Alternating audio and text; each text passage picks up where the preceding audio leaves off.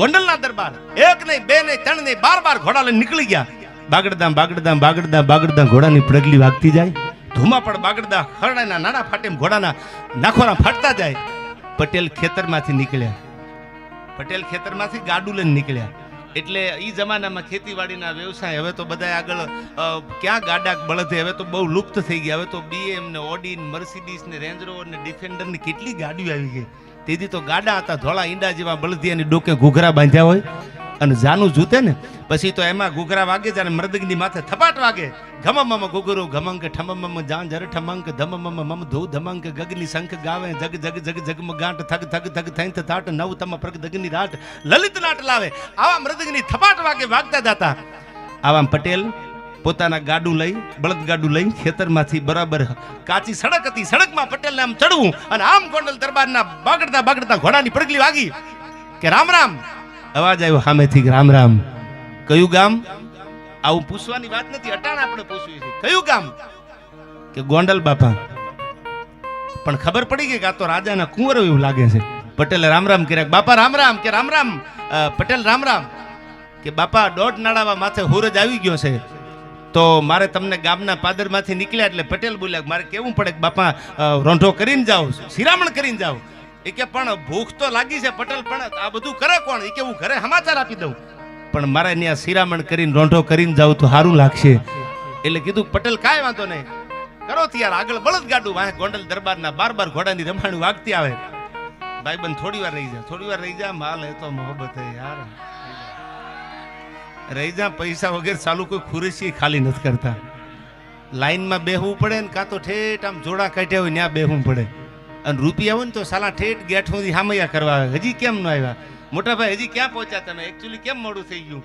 આ બધો સમય બળવાન નહીં પુરુષ બલવાન. કાબે અર્જુનને લૂંટ્યા વહી ધનુષ વહી બાણ. આ વર્ષો પહેલા બોલાય છે, હું નથી બોલતો. વર્ષો પહેલા એમ કહેતા હતા જે અર્જુને મહાભારતના યુદ્ધમાં પોતાના યુદ્ધ કરવામાં પોતાના હાથમાં ધનુર્બરી અર્જુન હતો, યુદ્ધ જીતી ગયો તો ઈ જ ધનુર હારે હતું, ઈ જ બાણ હતું, છતાંય કાબા લૂંટી ગયા. શું કામ? અર્જુનનો સમય નહોતો.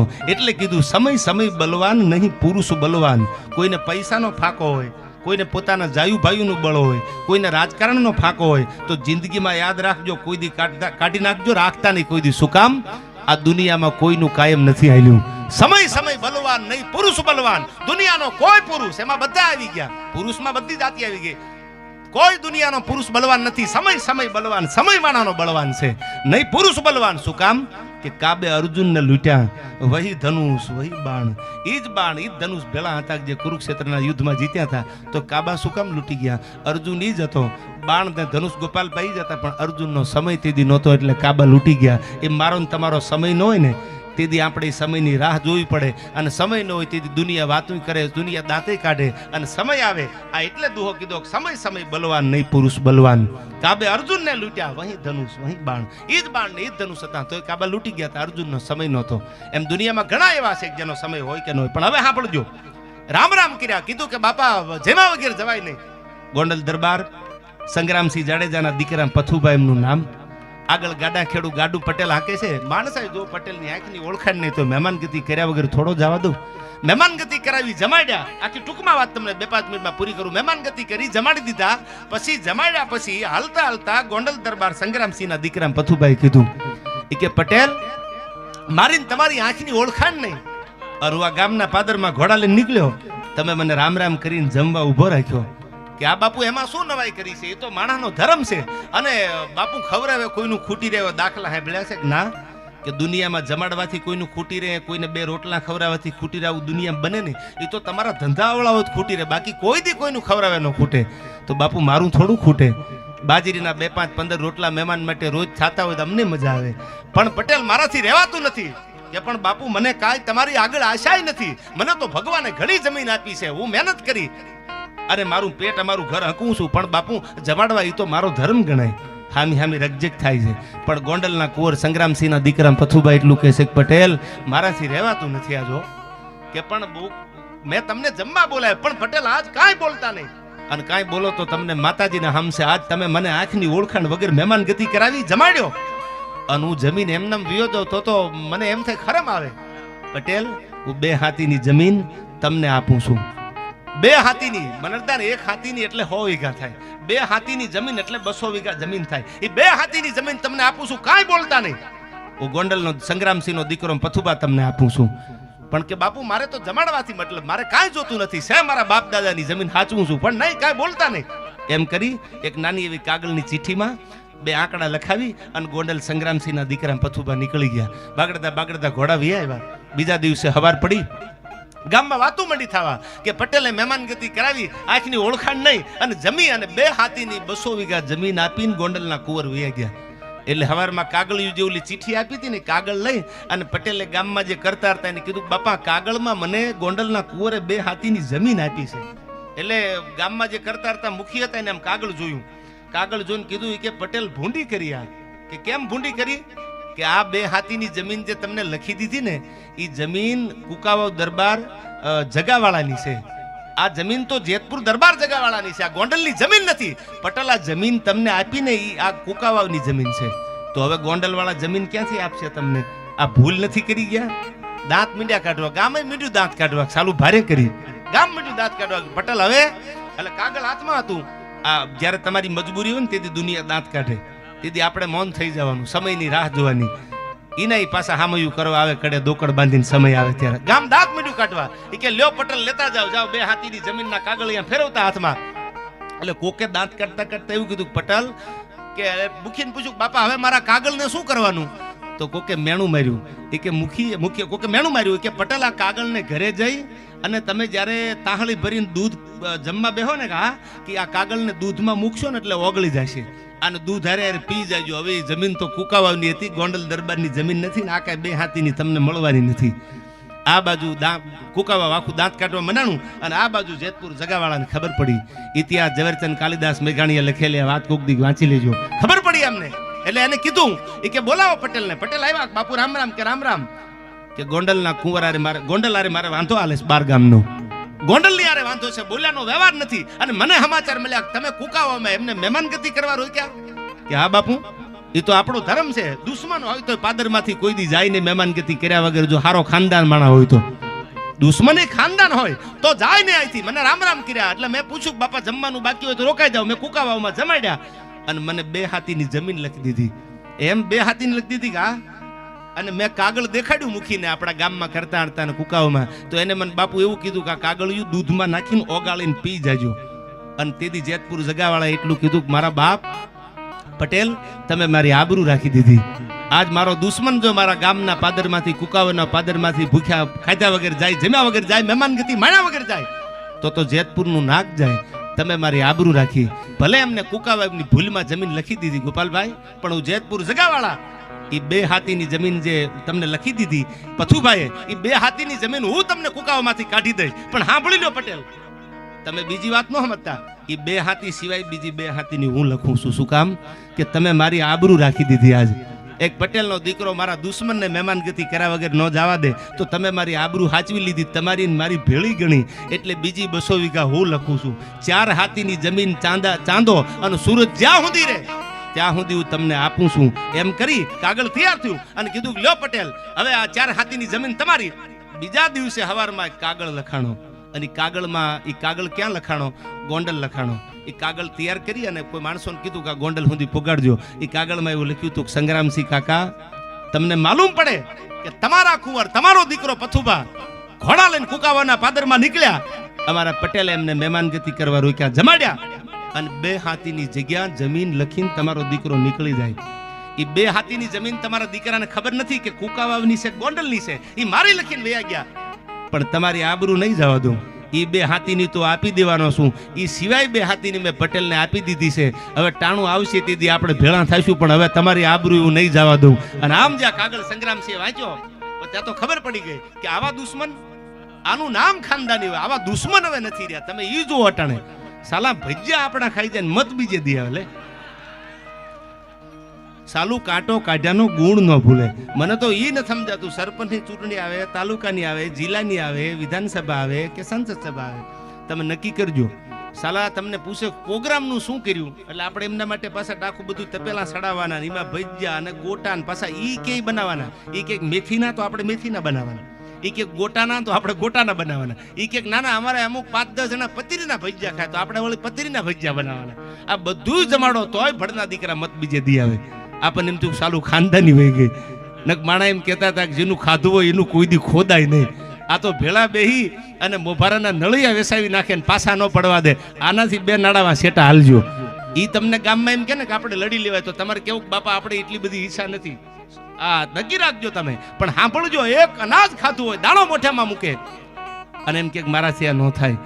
કાદુ મકરાણી જુનાગઢના નવા ફામે બારવટે માનલપુરના મકરાણીના ઘરે રાત રોકાતો અને એની દીકરી ફાતમા ઓળઘોળ થઈ ગઈ. મેઘાણીએ સોરઠી બારોટિયાના 3જા ભાગમાં વાર્તા લખી છે. ઓળઘોળ થઈ ગઈ ફાતમા અને કાદુ મકરાણીનું બાવડું ચાલીને કીધું કે આ મકરાણી તારી મર્દાનગીરી માથે આખું હોરઠ ઓળઘોળ છે, એમાં હું ફાતમાય ભેળી ઓળઘોળ છું. અને તેથી ગોપાલભાઈ મેઘાણીએ લખે છે આ વાર્તા લખતા લખતા સુવર્ણ અક્ષરે મકરાણીએ એટલું એમ થર થર થર હાથ મૂંડો ધ્રુજવા કે હાય ફાતમા તું ઓળઘોળ હસી વાત સાચી છે તારી, પણ તારા બાપનું મેં અનાજ ખાધું છે. હું જુનાગઢના નવાબની સામે બારવટે નીકળ્યો કાદુ મકરાણી અને તારા બાપે મને રોટલા ખવડાવ્યા. જેના રોટલા ખાધા હોય અને એના ઘરમાં જો નજર બગાડું ને તો મારું બારવટું લાજે. હવે મારાથી આ બોલાય નહીં. એ નીકળ્યા પછી ઇતિહાસ એનો ગવાહ છે. સોરઠી બારોટિયામાં ઝવેરચંદ મેઘાણી એમ કહેતા કે પછી માંડલપુરના મકરાણીના ઘરે કોઈ દી કાદુ રાત રહેવા નથી આવ્યો કે કાદુ કોઈ દી ડોકાણો નથી. અને એને કીધું કે બારવટું થાય તોય ભલે ને પાર પડે તોય ભલે, પણ જેની થાળીમાં ખાધું હોય ને કોઈ દી થૂકાય નહીં. આવું આપણા બારવટિયા શીખવાડીને ગયા. એક સિટીની સોસાયટીમાં દીકરીઓ સલામત હતી, એક ગામડાની બજારમાં દીકરી સલામત હતી. એવી અટાણે સોસાયટીમાં નથી. જેથી બારવટિયા હતા તેથી સલામત હતી, એવી અટાણે તમે નક્કી કરી લીજો. ક્યાંય આપણે એવા સાંભળતા હોય બનાવ 5-5, 6-6 વર્ષની દીકરીઓ ઉપર રેબના બનાવો તમે સાંભળી છે સાહેબ. આપણને એમ થઈ જાય કે સાલું કળિયુગ ગોપાલભાઈ આવી ગયો. આવા બનાવ બને. એક બગડામાં દીકરી ભેહું ચારતી હોય ને પૂછે જોગીદાસ ખુમાણ જેવા બેટા બીક નો લાગે કે જોગીદાસ જેવો બારવટે હોય ને કોની તાકાત છે કે મારી દીકરીઓ માથે નજર બગાડે. સાલું આપણને એમ થાય કે સમય તો જો ફર્યો યાર. એક ગામડાની બજારમાં સલામત નથી, સિટીની સોસાયટીમાં સલામત નથી. તેથી વગડામાં ડાંગ લઈને ચારવા વાળી દીકરીઓ એમ કહેતી હતી કે આવા બારવટિયા હોય ને અમારી બેન દીકરી ઉપર કોઈ નજર ન બગાડે. આ યુગ એક હતો, આ સમય એક હતો. અને આવી વાતો આપણે એટલા માટે જીવંત રાખી છીએ કે આ વાતો જૂની ન થઈ જાય. આપણને ખબર પડે કે મારો બાપ આવો હતો, એનો બાપ આવો હતો, એનો બાપ આવો હતો. આપણે આપણા દીકરાની બાજુ બેહારીને વાત કરી ખબર પડે ને કે શિવાજીનું હાલડું શું હતું.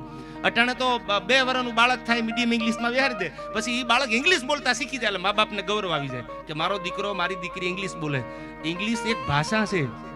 જેમ ગુજરાતી આપણી લેંગ્વેજ છે એમ ઇંગ્લિશ એક લેંગ્વેજ છે. એમાં નવાઈ નથી કે ઇંગ્લિશ આવડતું હોય કે ઇંગ્લિશ ન આવડતું હોય અને તમે ગુજરાતી બોલો તો એમાંય નવાઈ નથી. એમાં એમ નથી કે તમે અભણ થઈ ગયા, તમે ઠોઠ બની ગયા કે તમને ઇંગ્લિશ બોલતા નથી આવડતું. ઇંગ્લિશ લેંગ્વેજ છે. જેમ આપણી લેંગ્વેજ ગુજરાતી છે એમ ઇંગ્લિશ બાપુ ભાષા છે.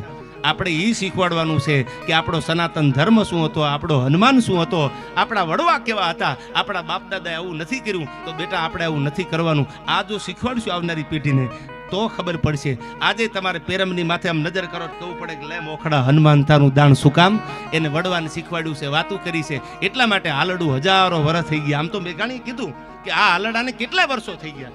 આજે ગવાતું હોય છે, આજે મને તમને ગાવું ગમે, આજે મને તમને સાંભળવું ગમે. શું કામ? એમાં સંસ્કારના સિંચન કર્યા છે. માના ઉદરમાં બાળક હોય અને મહિપતભાઈ જે માતાજીએ ગીતાના રામાયણના પાઠ કર્યા હોય પછી આપણા ગામડાની બહુ જૂની કહેવત છે. આ બાજુ બોલાતી ન બોલાતી મને ખબર નથી, પણ બહુ જૂની કહેવત છે, કોઠા એવા હંજેરા હોય. જેવો માના ઉદરમાં બાળક હોય અને જેને ગીતાના જ્ઞાન, જેને પોતાની જનેતાએ રામાયણ વાંચી હોય, એના ઘરે જે દીકરા દીકરી જન્મે તમને ખબર પડે છે. ગામમાં તમને નક્કી થઈ જાય કે આને રામાયણ કે ગીતા વાંચેલી છે, આને ભજન કરેલું છે. અને જેને આવું કાંઈ કર્યું જ નથી અને કાચી પાંતરી માવા ખાધા છે ને વિમલું ખાધી છે, એની પરજાય તમને ખબર પડી જ જાય કે આ વિમલવાળાની છે. આ નક્કી રાખજો. આપણે કઈ જાહેરાત કરીને એના પૈસા લેવા નથી, કારણ કે એના પૈસા લઈને મૂળ તો યુવાનોને બગાડવાના ને. હાલો આપણને કહો કેમ કે તમે આવી બ્રાન્ડની જાહેરાત કરી દો, પણ યુવાનો બગડે એવી જાહેરાત ન કરે. હું તો એમ કહું છું આજની યુવા પેઢીને કે એવા બનો, નેક બનો, ટેકી બનો, ઈમાનદાર બનો 18 વરણ માટે. હું નથી પીતો, નથી ખાતો એટલે તમને સલાહ આપું છું બાપના બોલથી કે વ્યસનથી દૂર રહેજો. તમે જો 2 પેક પીતા હોય, તમે જો ન કરવાનું કરતા હોય તો કાલ તમારો પરિવાર, પછી આપણો દેશ, આ બધુંય બરબાદ થવાના ચાન્સ છે. પણ જો વ્યસનથી છેટા હશો તો ભગવાન તમારી ભેળો હશે. અને એટલું યાદ રાખજો, રામને લક્ષ્મણને નાના હતા અને વિશ્વામિત્ર તેડવા આવ્યા એટલે દશરથ રાજાએ વિશ્વામિત્રને કીધું કે હજી 2 દીકરા નાના છે મારા, શું કામ લઈ જવા? કે અમે યજ્ઞ કરી યજ્ઞમાં માઉસ નાખી હાડકા નાખી અને રાક્ષસો અગ્નિને અખંડિત કરે છે. એને રક્ષા માટે રામને લઈ જવા છે. એ ચોપાઈ મને યાદ છે હજી. અને પછી રામને લક્ષ્મણ બે નાના 11-12 વર્ષની મનરદાન ઉંમર હતી. રામાયણ વાંચજો ક્યારેક. અને દશરથ રાજા વિશ્વામિત્રને આંગળી ટેરવા ચાલી અને બે ભાઈને લઈને નીકળી ગયા. શું કામ? કે અમારા યજ્ઞ ખંડિત ન થાય. એટલા માટે આપણામાં હિન્દુમાં એવું કહેવાય, સનાતન ધર્મમાં અખાજ ન ખવાય, અખાજથી દૂર રહેવાય. આપણા શાસ્ત્રો આવું કહે છે. પછી બીજા બધાની મેન્ટાલિટી જે હોય મને ખબર નથી, પણ છેલ્લી આવે કડીયુમાં આવા ભજનના માહોલમાં આપણે મળ્યા છીએ. આવી બધી વાતોને આપણે સાંભળવા ભેળા થયા છીએ. આ આપણું સાહિત્ય છે, આ આપણું ઇન્ડિયન કલ્ચરની હેરિટેજ, આપણો વારસો છે. આ વારસાને ઊન તમે નહીં જાળવી તો કોણ જાળવશે? આપણા ફળિયામાં તુલસીનો કેરો હોય એને આપણે મોટો ન કરો તો કોણ કરે? પાડોશી થોડો કરવા આવે. ત્યારે છેલ્લી બે કડીમાં મારી વાતને પૂરી કરતા કે જીજા ભમાવું ગેલ ચાંદલો ને જીજા બાજ ને જાગા બાળ રે, જીજા બાજ ને જાગા બાળ.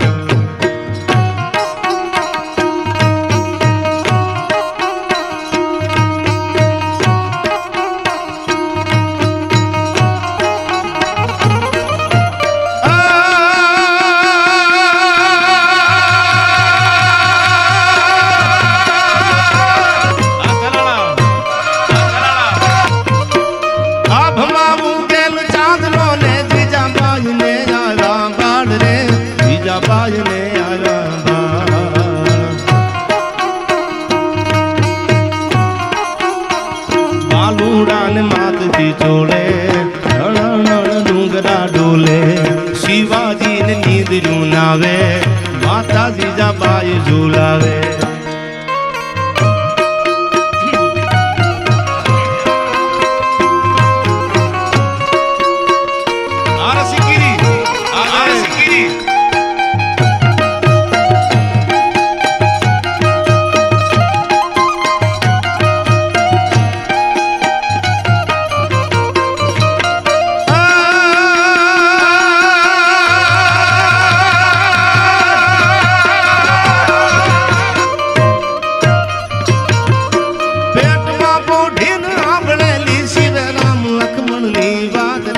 શિવ રામ લક્ષ્મણ ની વાત.